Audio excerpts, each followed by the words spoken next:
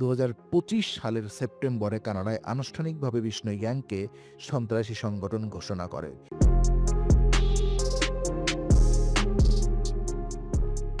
একটা হরিণ 1998 সালে রাজস্থানের জঙ্গলে। কেউ ভাবেনি এই একটা ঘটনা 27 বছর পরেও বলিউডের সবচেয়ে বড় তারকার জীবন বিপদে ফেলবে। 2024 সালের 14 এপ্রিল মুম্বাইয়ের বান্দ্রায় রাত 12টায় গুলির শব্দ। সালমান খানের বাড়ির সামনে 5টি গুলি।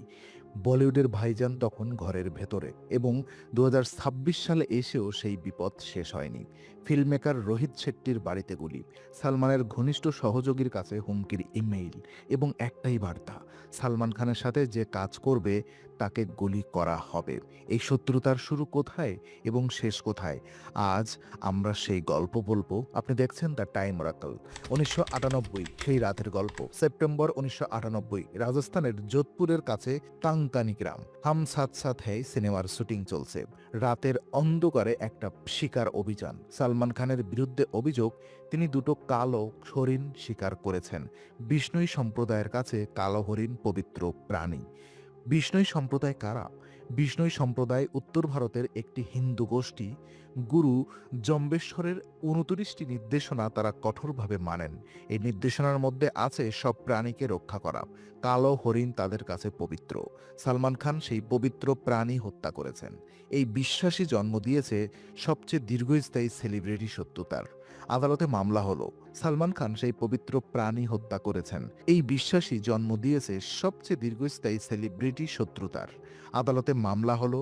2018 সালে সালমান খান দোষী সাব্যস্ত হলেন, 5 বছরের কারাদণ্ড, কিন্তু জামিনে মুক্তি পেলেন। সালমান ক্ষমা চাননি এবং এই ক্ষমা না চাওয়া হয়ে গেল লরেন্স বিষ্ণুইর জীবনের মিশন। লরেন্স বিষ্ণুই জেলের ভেতর থেকে সাম্রাজ্য। লরেন্স বিষ্ণুই জন্ম 12 ফেব্রুয়ারি 1992, পাঞ্জাবের ফাজিলাকা জেলার একটি ছোট্ট গ্রামে। তার বাবা ছিলেন হরিয়ানা পুলিশের সাবেক কনস্টেবল, পরে কৃষিকাজে চলে যান। সাধারণ পরিবারের ছেলে, কিন্তু চণ্ডীগড়ে পড়তে এসে সব বদলে গেল। 2011 সালের পাঞ্জাব বিশ্ববিদ্যালয়ে পড়ার সময় বিষ্ণুই ছাত্র রাজনীতিতে যোগ দেন। সেখানেই পরিচয় হয় গোল্ডি ব্রায়ের সাথে, যিনি পরে কুখ্যাত গ্যাংস্টার হয়ে ওঠেন। ছাত্র রাজনীতি থেকে গ্যাংস্টার এবং 2014 সাল থেকে জেলে, কিন্তু জেল তাকে থামাতে পারেনি। জেলের ভেতরেই চোরাই স্মার্টফোন দিয়ে বিষ্ণুই তার সাম্রাজ্য চালান। 700 থেকে 800 সদস্য, 5টি ভারতীয় রাজ্য এবং আন্তর্জাতিক নেটওয়ার্ক। কানাডা 2025 সালের সেপ্টেম্বরের লরেন্স বিষ্ণুই গ্যাংকে আনুষ্ঠানিকভাবে সন্ত্রাসী সংগঠন হিসেবে ঘোষণা করেছে। একজন কৃষকের ছেলে, যিনি জেলের কংক্রিটের ঘর থেকে ভারত, কানাডা এবং আমেরিকায় অপরাধ সাম্রাজ্য চালাচ্ছেন। হুমকি থেকে হত্যার সিরিজ। লরেন্স বিষ্ণুই গ্যাং শুধু হুমকিতে থেমে থাকেনি, একের পর এক ঘটনা ঘটিয়েছে। 2022 সালের 29 মে পাঞ্জাবি গায়ক সিদ্ধু মুসেওয়ালাকে গুলি করে হত্যা করা হয়। বিষ্ণুই গ্যাং এবং কানাডা প্রবাসী গোল্ডি ব্রার দায় স্বীকার করে। বলিউড এবং পাঞ্জাবি মিউজিক ইন্ডাস্ট্রি স্তব্ধ হয়ে যায়। 2023 সালের নভেম্বর অভিনেতা গায়ক গিপ্পি গ্রেগুয়ালের বাড়িতে গুলি চালানো হয়। কারণ হিসেবে দাবি করা হয় সালমান খানের সাথে তার সম্পর্ক। গ্রেওয়াল অস্বীকার করেছেন কোনো বন্ধুত্ব ছিল। 2024 সালের 14 এপ্রিল সালমান খানের বাড়ির বাইরে গুলি চালানো হয়। বিষ্ণুই গ্যাং দায় স্বীকার করে। 24 সালের অক্টোবর মহারাষ্ট্রের রাজনীতিক বাবা সিদ্দিকী খুন হন। কারণ হিসেবে বলা হয় সালমান খানের সাথে তার অতি ঘনিষ্ঠতা। এবং 2026 সালেও থামেনি। সালমানের ঘনিষ্ঠ সহযোগীর কাছে হুমকির ইমেইল, রোহিত শেট্টির বাড়িতে গুলি।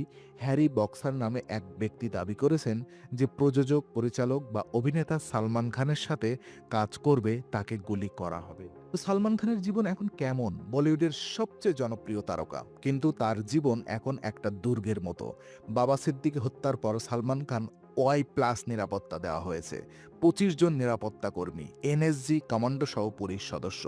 মুম্বাই পুলিশের ট্রাফিক কন্ট্রোলে হুমকির বার্তা এসেছে, সালমান খান ক্ষমা চাও অথবা 5 কোটি রুপি দাও। বলিউডের সবচেয়ে ধনী তারকাদের একজন, কিন্তু নিজের বাড়িতেও নিরাপদ নন।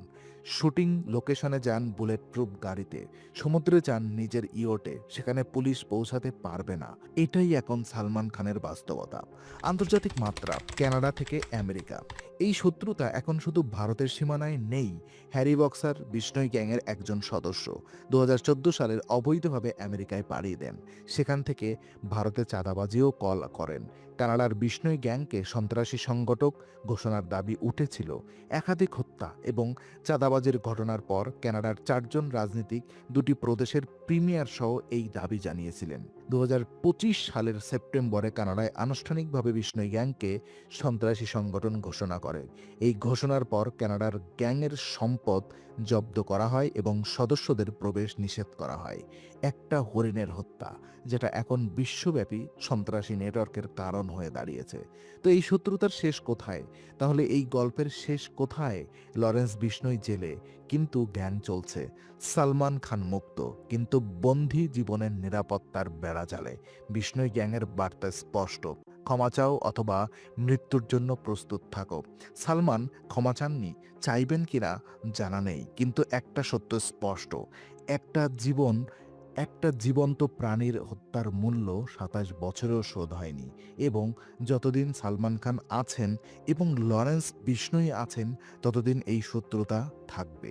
বলিউডের সবচেয়ে গ্ল্যামারাস জগতের পেছনে এই অন্ধকার গল্পটাও চলছে, প্রতিদিন নীরবে। দ্য টাইম অরাকল আপনার সাথে আছে। লাইক করুন, সাবস্ক্রাইব করুন, কমেন্টে বলুন সালমানের কি ক্ষমা চাওয়া উচিত?